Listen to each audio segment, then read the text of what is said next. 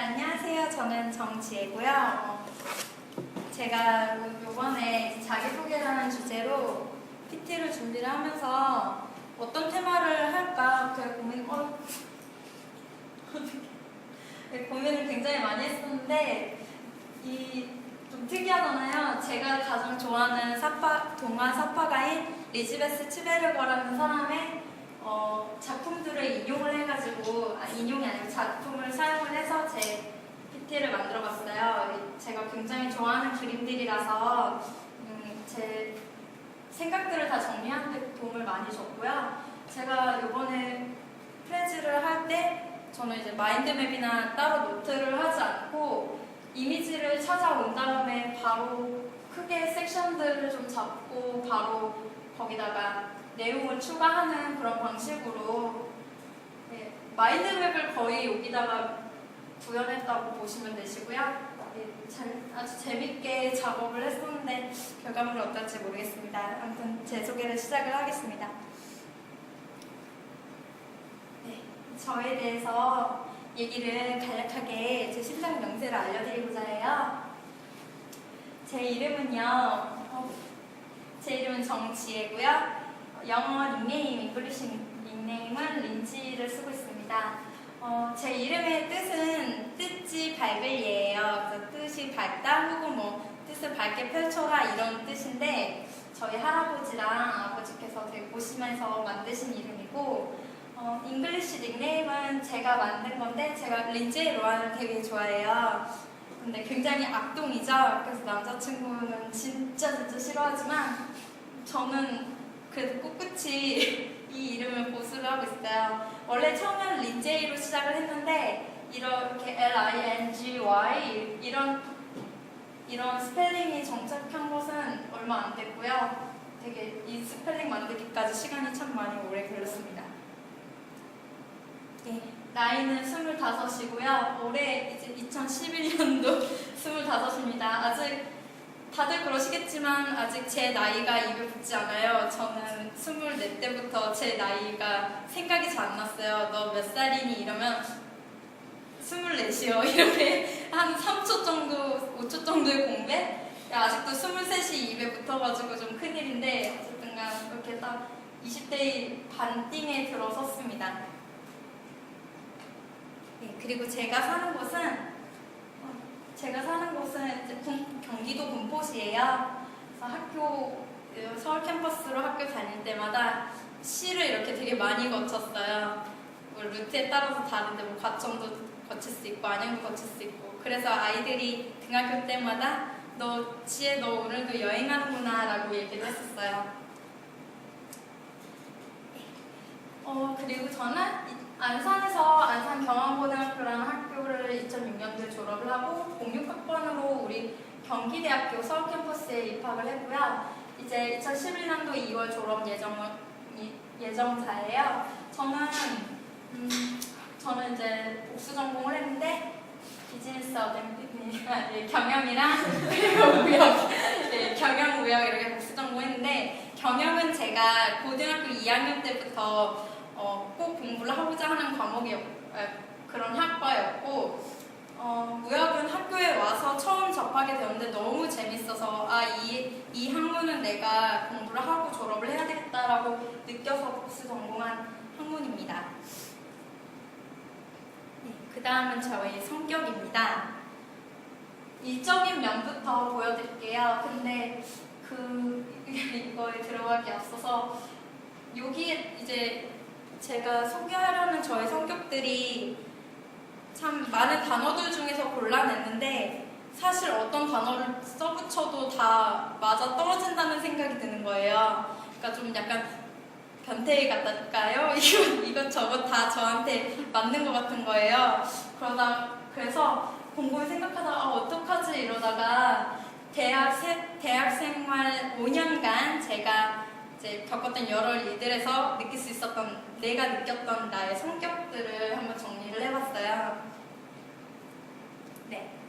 일단 저는 일처리에 관해서 이 두 가지 성격을 빼낼 것 같은데 저는 일처리에 되게 끈기가 있어요. 제가 그날 목표한 일의 양이 있으면은 이거를 끝내지 않으면 되게 기분이 안 좋고 찝찝하고 그걸 막 견디지를 못해요. 그래서 회사에 딱 가서 일을 아침에 출근을 하면은 오늘 할 일을 정하잖아요. 그 정한 부분에서 그걸 다 끝내고 퇴근을 해야 돼요. 그러니까 야근도 항상 있었죠.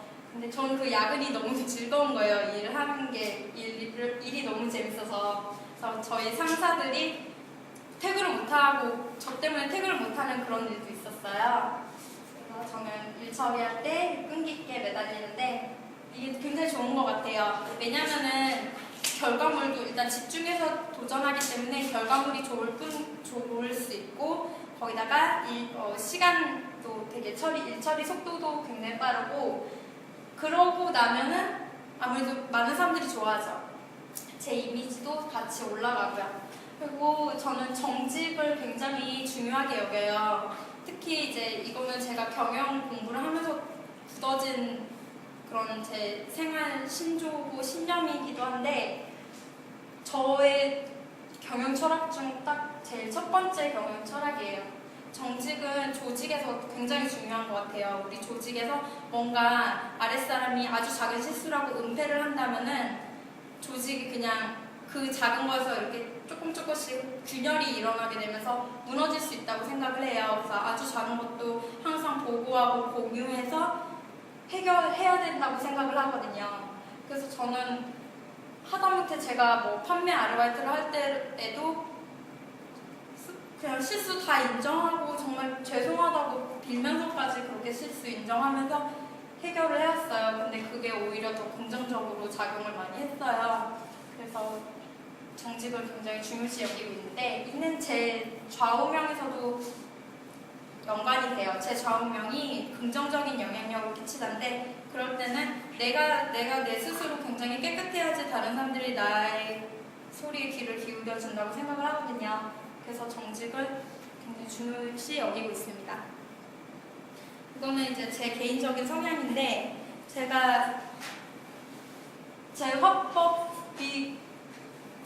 중에 제 화법의 특성이 좀 직설적일 때가 많아요. 그래서 정말 제가 너무 예쁘다고 느끼는 것은 진짜 예쁜 거예요. 정말 예뻐서 예쁘다고 하는 거고 싫은 거는 싫다고 얘기하는데 남들이 상처받을까봐 아예 언급을 안 해요. 정말 싫거나 별로면 언급을 안 하고 그냥 속으로만 그냥 생각하고 안 좋은 거는 긍정적인 거는 그냥 바로 뱉어주거든요. 그리고 뭐 만약에 가차없이 피드백을 해줘야 된다, 단점 피드백 해줘야 된다, 그럼 그냥 바로 다 단점 찍어서 얘기를 하니까 상처를 받더라고요, 사람들이. 그거 조금 미안하긴 한데 또 길게 이렇게 장기적인 관계에서 보면 오히려 그런 게 더 낫다고 생각을 해서 저는 제 직설적인 화법이 마음에 들거든요. 조금 고쳐야 될 부분도 필요하긴 한 것 같아요. 아무튼 이런 부분들은 제가 사람들과 말하는 의사소통할 때 참 걸림돌이면서도 오히려 긍정적으로 발현도 하는데 이건 들을 때도 마찬가지예요. 저는 누군가가 막 비비 꼬아서 얘기를 하면은 굉장히 답답하고 짜증이 나요. 왜 그러지? 그냥 얘기를 해줬으면 좋겠다 막 이러면서 얘기를 하거든요. 그래서 이거 다른 사람들이 다 나한테 적응을 시킬 수는 없는 건데 이런 부분은 저도 좀 고쳐 나가야 될 것 같긴 해요. 그리고 크리에이티브 이건 이제 독창적, 창의적 이런 건데 제 머리에서 나오는 아이디어가 뭐 창의적이다 이런 건 아니고요.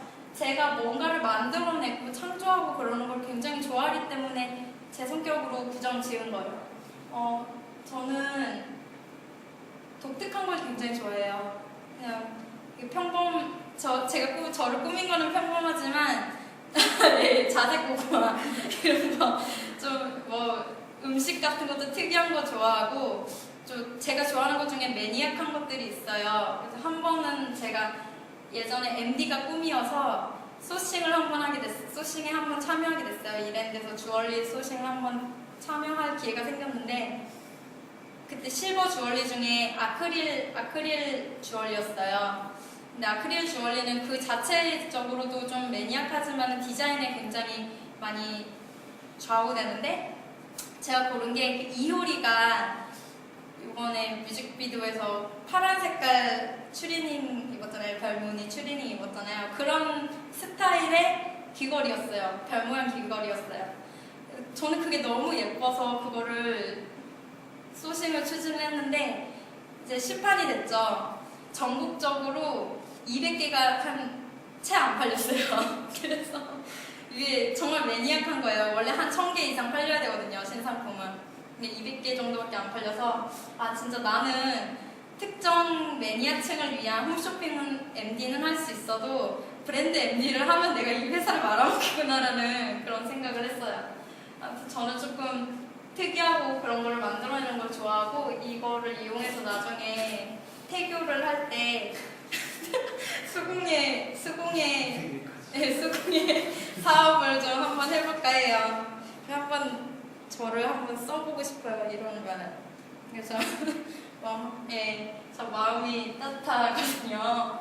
제가 강자 앞에서 약한데요. 약자 앞에서는 더 약해요. 그래서 되게 뭐 상처가 많은 사람들이던가 혹은 뭐 버려진 고양이들, 강아지들, 제3세계 아이들, 뭐 이런 저소득층 아이들, 뭐 이런 사람들이 막 동물들 보면은 막 마음이 막 동해요. 되게 약해져요. 그 사람들 앞에서 도와줘야 될 것 같고 그런 게 있어요. 그래서 이제 되게 봉사활동도 많이 하고 앞으로 나가는 비전도 그런 쪽으로 많이 잡고 나누고 이런 게 되게 좋더라고요. 네, 그런 쪽에서 제 반영되고 또 성격이 밝은 편이고요.